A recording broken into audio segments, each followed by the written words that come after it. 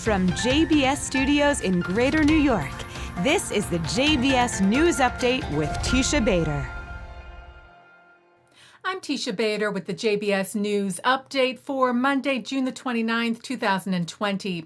2 rockets were fired from Gaza at southern Israel late Friday night, sending Israeli residents running for bomb shelters. Both projectiles landed in open areas and no damage or injury was caused. The IDF responded, striking several terror targets. Tweeting that our fighter jets struck a Hamas rocket manufacturing workshop and a weapons manufacturing facility in Gaza, adding we hold Hamas responsible for all acts of terror emanating from Gaza. Israeli Prime Minister Benjamin Netanyahu made an appeal to the Palestinian Authority to come and sit down with Israel and begin negotiations based on President Trump's U.S. peace plan. He made the remarks in a video message to the CUFI, Christians United for Israel's 2020 summit yesterday. Applying Israeli law to areas of Judea and Samaria that will remain part of Israel in any future peace deal will not set back the cause of peace, it will advance peace. I encourage the Palestinians not to lose another opportunity, not to waste another century trying to destroy Israel. They should embrace President Trump's vision. They should sit down and negotiate in good faith. They should be prepared to negotiate a historic compromise that can bring peace to Israelis and Palestinians alike. Israel is prepared for such negotiations. I am prepared for such a negotiation. And I believe many Arab states in our region are hoping that we enter such negotiations with the Palestinians. Defense Minister and alternate Prime Minister Benny Gantz echoed Netanyahu, saying the U.S. plan was a unique window for talks. The Palestinians regrettably ignored this important call for dialogue, but I advise them to reconsider and not miss another opportunity for positive change, for peace, and for prosperity. Gantz met today in Jerusalem with U.S. diplomats about the U.S. peace plan, including with U.S. Ambassador to Israel David Friedman and peace envoy Avi Berkowitz, reportedly telling them that the issue of Israel applying sovereignty to parts of the West Bank in line with the plan was not the most urgent matter at the moment and could wait, citing the coronavirus pandemic and also its repercussions on Israel's economy. This in seeming opposition to Netanyahu's wish of Israel taking action soon, with a July 1st date being mentioned. Gantz reportedly said that any plans by Israel should be advanced with the Palestinians and other regional partners to create an outline that is of mutual benefit. Netanyahu, in what appeared to be a response to Gantz, told his Likud faction that they were in talks with the U.S. team in Israel and that the matter was not up to Gantz. The United Nations High Commissioner for Human Rights, meanwhile, called on Israel to stop any such plans and warned of consequences. Michelle Bachelet said annexation is illegal, period. I am deeply concerned, she said, that even the most minimalist form of annexation would lead to increased violence and loss of life as walls are erected, security forces deployed, and the two populations brought into closer proximity.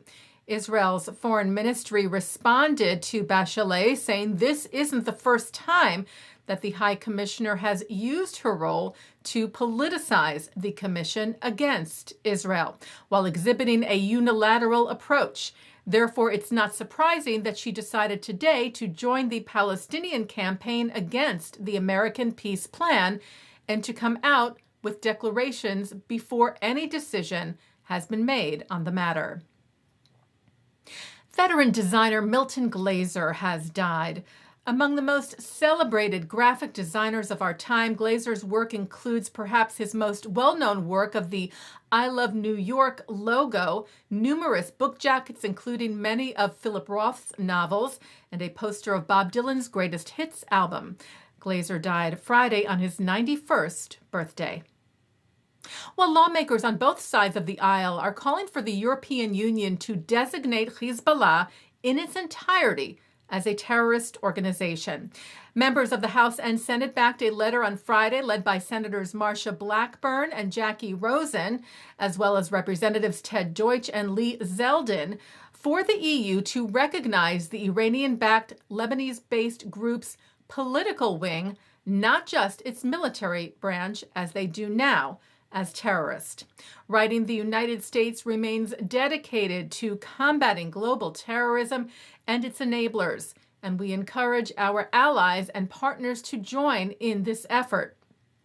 The Conference of Presidents of Major American Jewish Organizations welcomed the letter, writing that an Iranian proxy with the blood of countless innocents on its hands, Hezbollah conducts criminal operations in the Middle East, Europe, Latin America, and elsewhere to finance its terror activities around the world, adding that no quarter should be given to these purveyors of murder and vicious anti-Semitism, who are unyielding in their quest to destroy the Jewish state.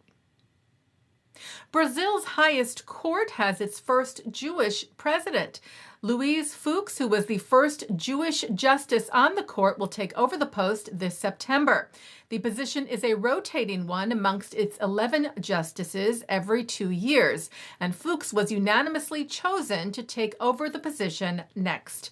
President of the Brazilian Israelite Confederation, Fernando Lautenberg, told the JTA that this was a great source of pride for the Jewish community of Brazil. Taking a look now at our programming for tonight on JBS for Monday, June the 29th at 7:30, college students talk about defending Israel on campus. At 8 o'clock, social psychologist at NYU's Stern School of Business, Jonathan Hight, discusses the future of college education and suggests ways to succeed in college. At 9 o'clock, it's part 2 of Mark Golub's interview with CLA leader Brad Hirschfeld on L'chaim. At 10 o'clock, David Gregory and Erica Brown discuss faith at the 92nd Street Y. And coming up next, veteran political consultant Hank Scheinkopf, whose clients have included Bill Clinton and Mike Bloomberg, speaks to Mark Golub about the significance to Israel and American Jewry of Eliot Engel's loss in the New York Democratic primary to Jamal Bowman.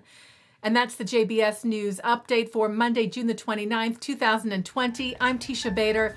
Stay healthy, stay well.